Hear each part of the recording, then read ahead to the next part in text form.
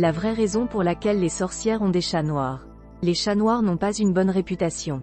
Depuis toujours, ils sont associés à des choses comme la malchance, la sorcellerie et les aspects étranges d'Halloween. Mais où tout cela a-t-il commencé? Les chats noirs. Au XIVe siècle, les chats noirs étaient autrefois considérés comme des dieux, mais leur réputation s'est rapidement détériorée. Le chat noir a été associé au mal pendant le Moyen-Âge. Cela était dû au fait qu'il s'agissait de créatures nocturnes.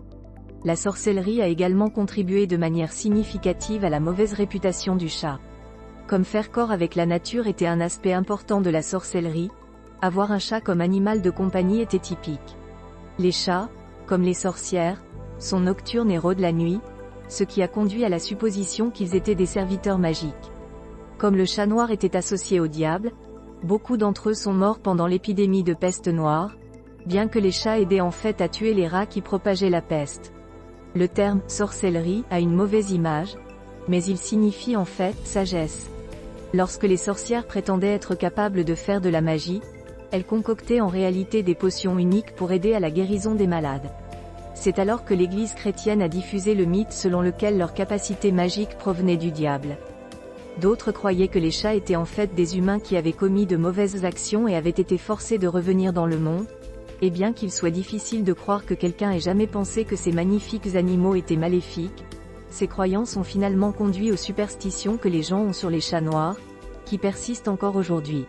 Le procès des sorcières de Salem et les chats. Nous avons tous entendu parler du lien entre les chats noirs et les sorcières. Ce stéréotype est profondément ancré dans la culture populaire, de Sabrina la sorcière adolescente à Thackeray Banks dans Hocus Pocus. Cependant, le chat en tant qu'émissaire du diable ou familier de la sorcière n'est pas une création hollywoodienne, il a un précédent historique dans les procès de sorcières. Le lien entre nos compagnons félins et la magie, en particulier en ce qui concerne le célèbre procès des sorcières de Salem en 1692 est lié à plusieurs cas documentés de chats utilisés comme preuve contre les accusés. Tituba, une femme asservie, a été l'une des premières à être accusée pendant les procès. Elle a d'abord clamé son innocence, mais tout au long de son interrogatoire, qui comprenait un interrogatoire violent et humiliant et une inspection physique, elle a fini par avouer. Lorsqu'on lui a demandé si elle avait vu quelque chose d'inhabituel, Tituba a répondu: « J'ai vu 2 chats, un roux, un noir, et aussi gros qu'un petit chien. » Quand on lui a demandé ce que les chats lui ont dit, elle a répondu: « Ils disent de les servir. » Godber, 86, quelques mois plus tard, lors de l'examen de Sarah Wilson Sr. Le révérend Increase Mater écrit qu'elle a vu le diable. Lorsqu'on lui a demandé d'expliquer l'apparence du diable, Mater a déclaré que le diable lui était apparu sous la forme d'un chat. Les allusions aux chats les plus intrigantes du procès des sorcières de Salem se trouvent toutefois dans les documents relatifs à Samuel Wardwell. Selon ces documents, Wardwell a observé un groupe de chats derrière la maison de la famille Bradstreet 20 ans avant les procès, les Bradstreet comprenant le premier poète publié dans les colonies américaines, Anne Bradstreet, et son mari, un gouverneur du Massachusetts, Simon Bradstreet. Le gendarme Foster d'Andover a rapporté qu'une fois, alors que Wardwell était mécontent, il a vu des chats et l'apparence d'un homme qui se disait prince de l'air et lui a promis qu'il vivrait bien et serait capitaine, et avait besoin que le dit Wardwell l'honore, id. Page 142, Wardwell est l'une des dernières personnes à être pendue à Salem en tant que sorcière présumée, avec 7 autres. De son vivant, il était réputé pour être un Quaker, un diseur de bonne aventure amateur, un fermier capable d'inciter son bétail à le suivre sur commande, et, par essence, une sorcière. Il convient toutefois de noter qu'aucun des accusés n'était un sorcier et qu'il n'existe aucune preuve que les personnes qui ont été injustement emprisonnées, torturées ou pendues pendant l'hystérie de la sorcellerie pratiquaient une quelconque forme de magie, à l'exception de l'occasionnel gâteau de sorcière, également appelé gâteau d'urine, que certains utilisaient comme une forme de contre-magie. Le chat polydactyle, ce qui signifie qu'il a 7 griffes sur chaque patte avant au lieu de 5. Le polydactylie, qui est relativement répandu chez les chats, donne à ces animaux une apparence distincte qui a été associée à la magie au fil des ans. Comme la région côtière de la Nouvelle-Angleterre présente aujourd'hui l'une des plus fortes incidences de polydactylie féline, Létis, 979, il est possible que les chats polydactyles aient été parmi les premiers introduits dans le Nouveau Monde par les premiers puritains. Même les chats parlants de Tituba ont pu être polydactyles. Nous savons que les chats noirs ont été persécutés pendant les procès en sorcellerie. Il est essentiel de se rappeler que la peur de l'inconnu ou de l'étrange allait de pair avec la peur de la sorcellerie et du diable. Au début de la civilisation puritaine de Salem, Dieu bénissait la société civilisée des villes et des villages, tandis que les bois indomptés étaient le lieu où les sorcières dansaient avec le diable. Tous les chats et les animaux ont le potentiel d'être des sources de fortune, de malheur ou d'esprit familier. L'être Saint-Maclou à Rouen, en France, possède un chat non polydactyle préservé qui proviendrait d'un chat noir et qui est destiné à conjurer le mauvais sort. Les chats étaient souvent utilisés comme moustiques lors de longs voyages, et les chats polydactyles étaient également considérés comme portant bonheur, Hartwell. On peut supposer que cette anomalie génétique en faisait parfois des cibles dans les procès en sorcellerie. Au cours des procès en sorcellerie, les chats polydactyles ont peut-être eu la vie encore plus dure que leurs frères à orteils réduits, d'autant plus qu'une simple rencontre avec un chat pouvait entraîner un voyage à la potence. Heureusement, aucun chat n'a été tué pendant les procès des sorcières de Salem, mais 2 chiens ont été exécutés en tant que familiers. Néanmoins, je crois que la plupart des chats sont mieux lotis de nos jours. Certains individus associent la magie à la créativité. Si tel est le cas, le chat polydactyle pourrait avoir été le compagnon ou la muse d'Ernest Hemingway. Selon Hemingway, un capitaine de navire lui a donné un jour un chat polydactyle nommé Blanche-Neige. Il est tombé amoureux des orteils supplémentaires du chat et a élevé ses enfants pour qu'ils aient cette mutation. Par conséquent, un chat Hemingway est un autre terme pour désigner un chat polydactyle. Aujourd'hui, le musée Hemingway à Key West, en Floride, abrite 40 à 50 chats polydactyles, dont la plupart sont les descendants de Blanche-Neige. La sorcellerie et les chats. En raison de l'instabilité religieuse, Henri VIII a promulgué une loi contre la sorcellerie en 1542, faisant de ce crime un délit passible de mort. Même si la plupart des gens pensaient que les chats étaient méchants, le rusé cardinal Wolsey semblait beaucoup les apprécier. À tel point qu'il laissait ces créatures divisibles s'asseoir à côté de lui sur sa chaise lorsqu'il prononçait des discours cruciaux. Le plus ancien procès de sorcières est connu sous le nom de procès de Chelmsford, s'est déroulé dans un tribunal anglais laïque en 1556 et comprenait un chat. À Chelmsford, dans l'Essex, la vieille et faible Elizabeth Francis a été accusée de sorcellerie et a avoué son crime. Petite fille d'une sorcière, Elizabeth avait été formée aux arts sombres dès l'âge de 12 ans. Sa grand-mère lui avait également donné un chat tacheté de blanc nommé Satan, qui mangeait du pain et du lait et mendiait occasionnellement des gouttelettes de sang d'Elizabeth en échange de ses services. Au départ, Elizabeth ne cherchait que de l'argent et demandait à son chat de lui fournir des agneaux, ce qu'il fit. Malheureusement pour Elizabeth, ses moutons mal acquis périrent tous, la laissant aussi démunie qu'avant. Elle demande alors à son familier Satan de la marier à Andrew Bill, un homme aisé. Le chat insista pour qu'elle laisse d'abord Bill faire ce qu'il voulait d'elle, puis qu'il refuse de l'épouser. Elle demanda au chat de lui prendre tout son argent et de le tuer, ce que Satan fit. Elle demanda à nouveau un époux, et le chat lui offrit un mariage avec un homme pas si riche que ça, avec qui elle eut une fille. Elle supplia Satan d'assassiner la fille vulnérable car elle était malheureuse dans son mariage et avec sa petite fille. C'est ce qui a été fait, et la fille est morte à l'âge de 6 mois. Par la suite, le mari d'Elizabeth est devenu boiteux lorsque le chat s'est couché dans ses chaussures et s'est transformé en crapaud. Le chat Satan et les premiers procès de sorcellerie. Après avoir hébergé Satan pendant près de 15 ans, elle le confia à Agnès Waterhouse, plus connue sous le nom de Mère Waterhouse, qui avait 64 ans à l'époque. Agnès fut la première femme à être pendue pour sorcellerie car elle était accusée d'avoir assassiné William Finn et d'avoir tué de nombreux animaux de ses voisins grâce au pouvoir de son familier, le chat Satan. Agnès a été exécutée en 1566, et Élisabeth en 1579. Élisabeth a fait des allers-retours en prison pendant plus de 10 ans avant d'être accusée en 1578 d'avoir causé la mort d'Alice Poole par sorcellerie. Waterhouse.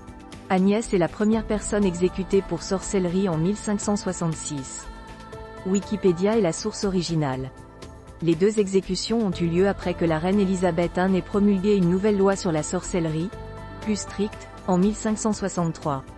La reine, qui n'est pas une fan des chats, en a fait placer un grand nombre à l'intérieur d'une effigie du pape et les a brûlés pour s'amuser lors de la cérémonie de son couronnement. Une histoire magique des chats et des sorcières. Les chats sont des êtres étonnants. Leur élégance magique a été observée, vénérée, mais aussi vilipendée, et intégrée à l'art et à la mythologie depuis les temps anciens. Les chats semblent avoir un pied dans le royaume des esprits, leurs yeux vifs regardant continuellement juste au-delà du voile. Ils sont élégants, intelligents et un peu déconnectés. Il n'est donc pas surprenant que les chats soient le plus souvent associés aux sorcières. Les chats et les sorcières ont une similitude énergétique en ce sens qu'ils ont tous deux une conscience aiguë de leur environnement tout en vivant dans leur propre royaume cryptique. Les chats, comme les sorcières, savent précisément ce qu'ils veulent et sont difficiles à gérer. Un chat peut être l'ami le plus affectueux, mais ne vous attendez pas à ce qu'il abandonne son indépendance. Les chats et les sorcières représentent tous deux l'archétype féminin. Ils habitent des lieux nocturnes où l'intuition règne et où les mouvements rapides et subtils triomphent de l'agressivité machiste. Les chats ont toujours été associés à la magie et au féminin, parfois en bien, parfois en mal. Les cultures antiques et les chats. L'Égypte est sans doute la civilisation antique la plus connue pour sa vénération des chats. Les chats étaient vénérés au point que l'on considérait que leurs âmes connaissaient la même vie après la mort que les âmes humaines. De nombreuses peintures murales de tombes représentent des chats ainsi que des familles humaines. Si les chats sont souvent représentés comme des partenaires de chasse, ils sont également représentés comme des amis et des chats domestiques, vivant paisiblement aux côtés de leurs maîtres dans des environnements domestiques. Il n'y avait aucune discrimination entre chats sauvages et chats domestiques dans la maison, tous les chats étaient les bienvenus.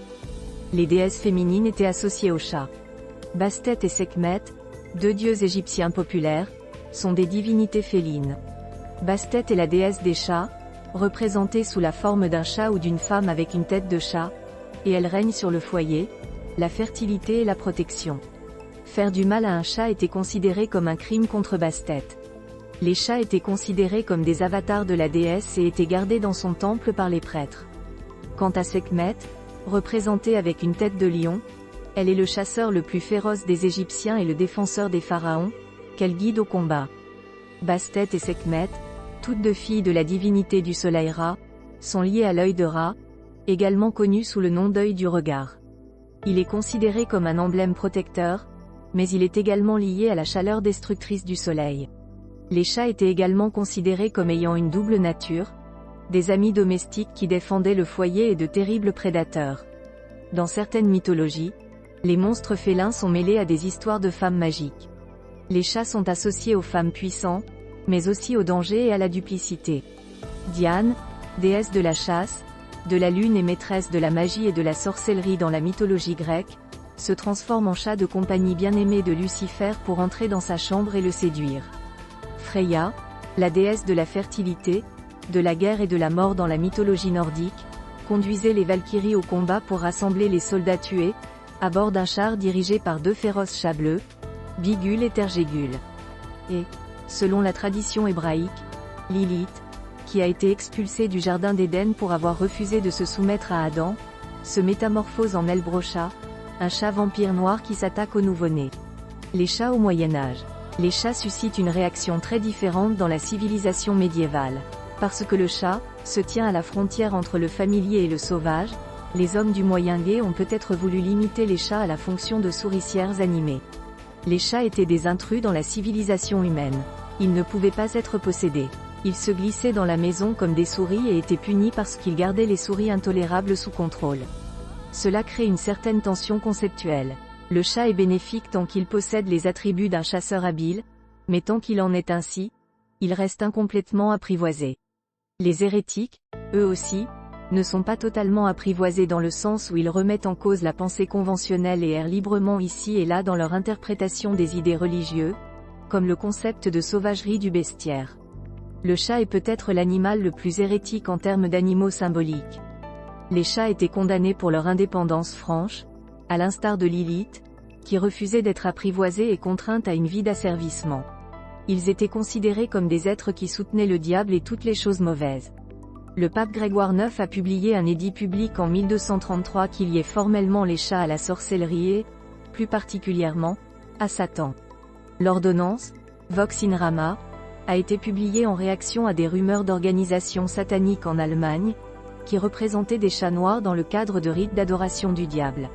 Certains historiens pensent que cela a entraîné l'extinction totale des chats en Europe, mais cette hypothèse n'est pas universellement acceptée. Néanmoins, La stigmatisation des chats, en particulier des chats noirs, était réelle et a accompagné les premières chasses aux sorcières de l'Europe moderne. D'innombrables femmes reconnues coupables de sorcellerie ont été exécutées entre le XVe et le XVIIIe siècle. Il est possible d'être accusé de sorcellerie simplement en ayant un chat. On dit que les sorcières se métamorphosent en chats pour assassiner des nouveau-nés et des enfants, ou qu'elles chevauchent des chats dans la nuit pour se rendre aux célébrations du sabbat.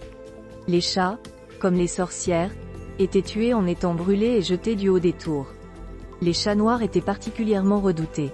Aujourd'hui encore, les chats noirs ont moins de chances d'être adoptés, et ils sont plus susceptibles d'être torturés ou assassinés en raison d'une pensée rétrograde. Malgré les effets résiduels de la discrimination à l'égard des chats noirs, les chats sont rentrés dans les bonnes grâces de l'opinion publique. Il n'est peut-être pas surprenant que l'essor de la sorcière et la récupération du divin féminin coïncident avec la popularité de tout ce qui est chat sur Internet.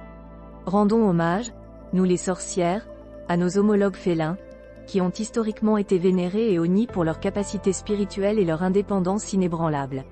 En savoir plus, la sorcière indique une connexion ininterrompue avec notre nature sauvage, une recherche du mysticisme, et de la magie intérieure, une confiance en notre intuition et une affirmation de notre capacité créative, en plus de l'adoration des félins. Nous vous invitons à en découvrir davantage sur cet étonnant archétype au fil de nos articles sur le sujet.